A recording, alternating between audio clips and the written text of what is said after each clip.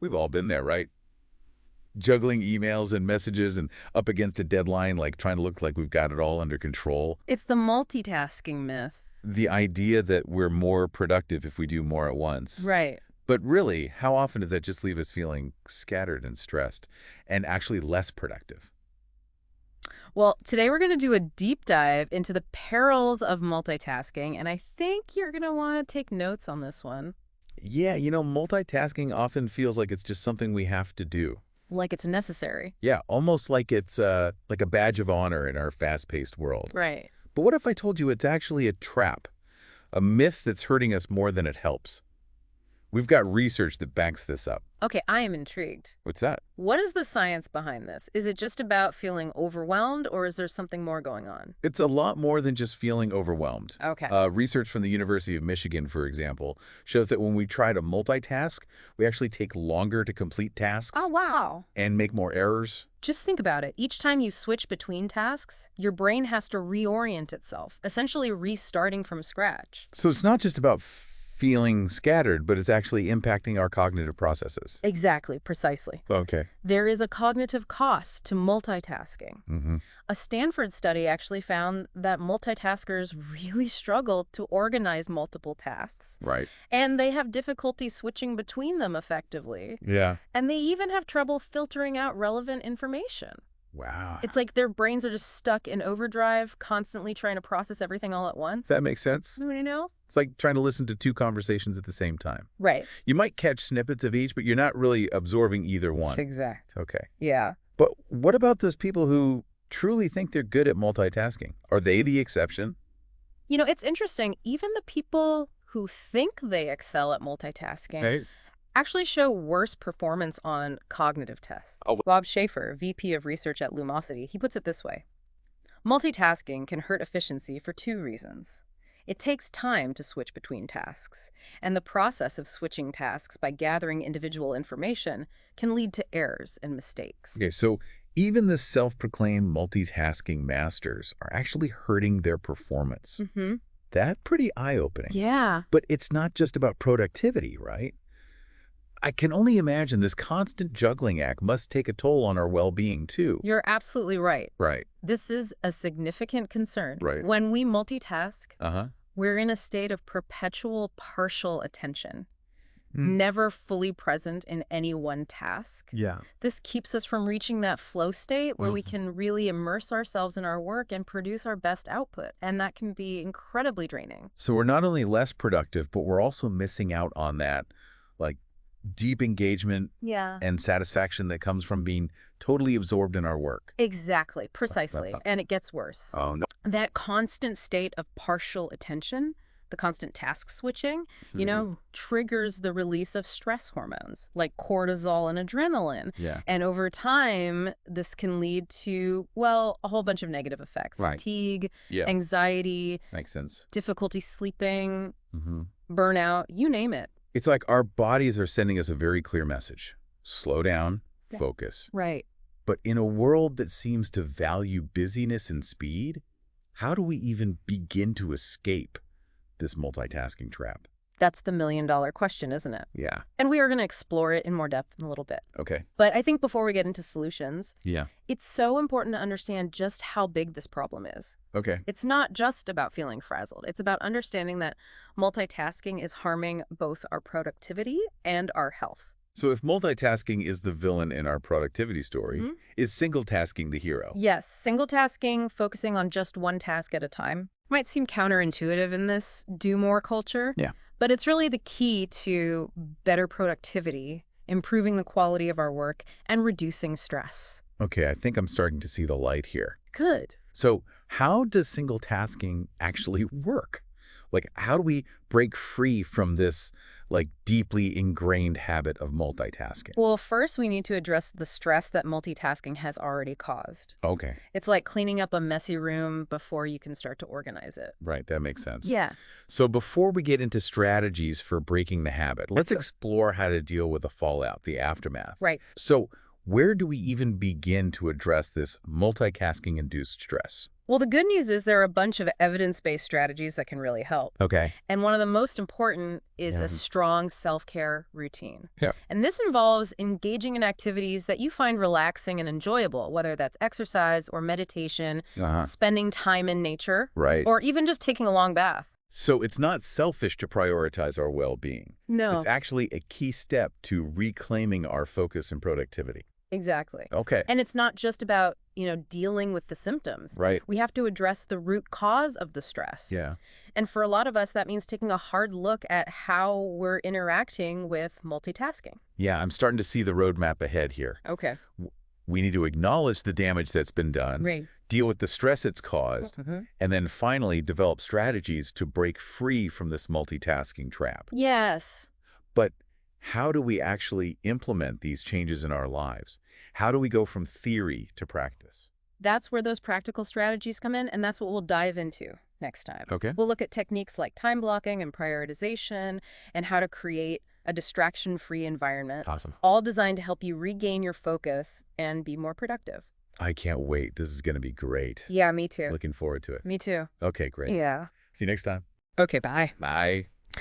All right, so let's get you equipped with some tools to actually combat that multitasking mayhem. Okay. We've talked about the problem and dealing with the stress it causes, so now it's time to give ourselves some actual strategies. Yes, I am so ready to trade in my juggling act for a more focused approach. Good. So what is the first weapon in our single tasking arsenal? One that I find really helpful is time blocking. Yeah. So it's about intentionally scheduling blocks of time Okay. for specific tasks Right. and treating those blocks like important meetings Oh, well. with yourself and your work. So it's like making a date with my to-do list, but without the small talk. Exactly. And it's important to be realistic about it. Okay. Don't try to cram like a whole day's worth of work into an hour. Instead, break your tasks down into smaller pieces Okay. and give yourself enough time for each. Right. Remember, quality over quantity. Makes sense. So no more cramming 5 tasks into one time slot. Exactly. Gotcha. But what about all those distractions that always seem to pop up? Right. How do we create an environment that actually helps us single task? Ah, yes. Distraction. Worst. Taming those is key. Okay. You got to turn off notifications, silence your phone, close those extra tabs, anything that's going to pull you away from what you're working on. Right. You might even want to think about using a website blocker if you really need to focus. It's like building a mental sanctuary. Yes. A fortress of focus. I love that. Okay, I'm getting rid of the digital clutter. What's next? Prioritization goes right along with time blocking. Okay. Before you start scheduling your time, take a minute to think about the most important tasks for the day Right. and ask yourself what actually makes a difference. Yeah. What will have the biggest impact? So instead of getting bogged down in the smaller, less important things, we should focus on those big picture items. Exactly. Okay. That way you can make sure your energy is going towards what really matters, Right. which leads to, feeling more accomplished. Yeah. And wasting less time. I love that. Yeah. But even with the best time management and prioritization skills, we're only human. Of course. We can't just focus intensely for hours on end without a break, right? Absolutely not. Oh, yeah. Regular breaks aren't a luxury, they're a necessity. Okay. Even short breaks can really help you focus and prevent burnout. So stepping away from my desk for a few minutes can actually make me more productive. Absolutely. I like the sound of that. Yeah. What's the best way to take a break, though? The important thing is to actually disconnect, even for a few minutes. Get Oh. up, stretch, step outside, or just close your eyes and take a few deep breaths. Anything that lets your mind reset. It's like hitting the mental reset button. Exactly. Okay, I am on board with the power of breaks. Good. But how does all of this single tasking stuff work on a larger scale? What about the benefits for organizations? Well, the great thing about these strategies is that they benefit both individuals and organizations. Hmm. When employees are encouraged to single task, the whole workplace changes. So it's not just about individual productivity. Yeah. It's about building a more focused and efficient work culture overall. Exactly. Got Just imagine a workplace where distractions are rare. Right. Deep work is really valid. Yeah. And employees feel like they can focus on one thing at a time. Okay. You'd see better productivity, fewer errors, and a boost in employee morale and well-being. That sounds like a win-win for everyone. It is. But let's be realistic. Changing a company's whole culture isn't easy. Right. How do we even start? It starts with leadership. Okay. When managers model single-tasking behavior and put employee well-being first, Uh-huh. it sends a powerful message. So leading by example is important. Yes, It's about actually showing the value of single tasking, not just talking about it. precisely. Okay. And it goes beyond just saying, we care about work-life balance. Right. You have to have policies and practices that actually support it. It's about walking the walk, not just talking the talk. I Exactly. love that. Yeah. But let's not forget about those of us who are still dealing with the effects of too much multitasking. Right. We've talked about self-care, but are there other ways to address the stress that multitasking has already caused? Absolutely. Yeah. Self-care is important, Right. but it's also important to look at the things we do and the habits we have that contribute to stress. Okay. This involves, being aware of our triggers Uh-huh. and figuring out how to manage them. So being mindful of when we're most tempted to multitask Yes. and making a choice to do something different. Exactly. And this is where mindfulness comes in. Right. Mindfulness is all about being present in the moment, Okay. observing your thoughts and feelings without judging them. Okay. I've heard a lot about mindfulness, Yeah, but I've always kind of struggled to figure out what it actually means. I get that. Could you give us a concrete example? Sure. Thanks. Imagine you're working on a report and suddenly you feel like checking your email. Yep. Been there. Instead of just doing it, Yeah. you pause, take a breath, Uh, and just notice that feeling of wanting to switch tasks. okay.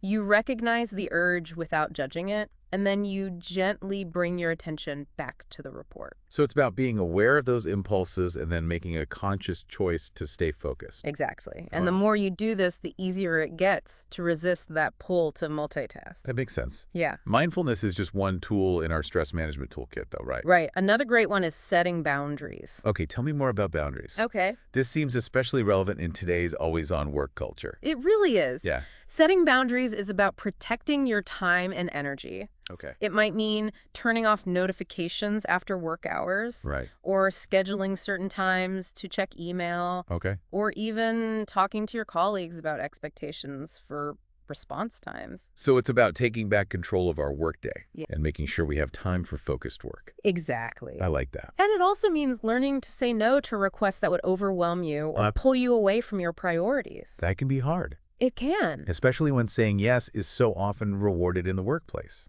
It is, but you can see how important it is for our well-being and productivity. It's essential. It is. Okay. It's a skill you can develop, Okay. and it does get easier with practice. Good to know. Remember, setting boundaries isn't selfish. Right. It's about making sure you have the time and energy to do your best work Right. and live a fulfilling life. I love that. Yeah. This is all making so much sense. Good. We've covered a lot of ground. We have. From the science behind multitasking to practical ways to break the habit Right. and manage the stress it causes. Uh-huh. But before we wrap up, I'd like to hear your thoughts on all this. Oh, sure. What stands out to you as the biggest takeaway from our deep dive into the perils of multitasking? What really resonates with you? That is a good question. Yeah, it's something to think about. It is. As we take a moment to reflect, we encourage you to think about your own relationship with multitasking Yes. and what small changes you could make Right. to reclaim your focus and get more done. Absolutely. We'll be right back with even more ways to navigate today's workplace and create a better, more balanced work experience.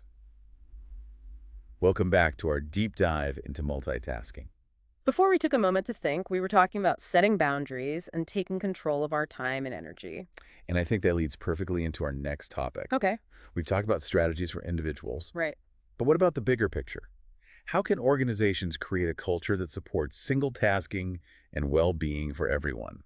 It's not enough for just individuals to try to change. The whole system has to change. Right. Companies need to understand that multitasking isn't something to be proud of. Right. It's actually what leads to burnout and less productivity. So we need to go from this idea of always being on to a more balanced and sustainable way of working. Exactly. It's about building a culture where focused work is valued, distractions are minimized, and employees feel like they can actually concentrate on one thing at a time.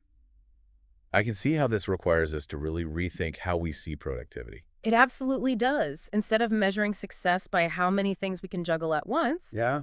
we should be looking at the quality of the work we do and how our employees are doing. Right, because a stressed and burned out employee isn't going to do their best work. Exactly. And it's not only about productivity. Right. When employees are overwhelmed and overworked, they make more mistakes, there are more accidents, and it can even lead to health problems. So creating a single tasking culture isn't just a nice thing to do. No. It's a smart business decision. Absolutely. And it's not just about the bottom line either. Right. A company that cares about focus and well-being will have happier, more engaged employees who want to stay. It really does sound like everyone wins. It does. But being realistic, changing an entire company's culture is a huge task. It is. Where do we even begin? It has to start with the leaders. Okay. When managers show that they value single tasking and that they care about their employees' well-being, it sends a strong message to everyone in the company. So it's about leading by example and making it a top-down approach. Exactly. But it also needs effort from the employees themselves. Okay. Employees need to feel like they can speak up for what they need, to set boundaries, and to say something when they're feeling overwhelmed. It sounds like open communication and trust are key. Absolutely. And it's not just about talking about it. Right. Companies need to put their money where their mouth is and actually implement policies and practices that support single tasking. What are some examples of those kinds of policies? Well, for instance, companies could have days with no meetings Okay. or specific times when employees are encouraged to work without being interrupted. I like that. It gives people the space to really focus. Right. Other things they could do are encourage employees to turn off notifications after work, offer training on time management and stress reduction, and promote a culture of mindfulness and self-care. It's about building a workplace where people feel supported and able to do their best without burning themselves out. Exactly. And when companies make that change, they're not just making things better for their workers. Yeah. They're setting themselves up to be more successful in the long run. So focusing on single tasking and well-being isn't just a trend. No, it's not. It's a fundamental change that's necessary to really thrive in today's workplace. I couldn't agree more. It's time to let go of this multitasking myth Yeah, and embrace the power of focus. absolutely. And on that note, we're going to leave you with one final thought. Okay. In a world that's constantly demanding our attention, how can you find the stillness and focus you need to reach your goals and live a life that truly reflects your values? That's something we should all be thinking about. It is. And until next time, may your deep dives be full of fascinating discoveries and insights. And may your days be filled with moments of calm focus and productive flow. Thanks for joining us on The Deep Dive.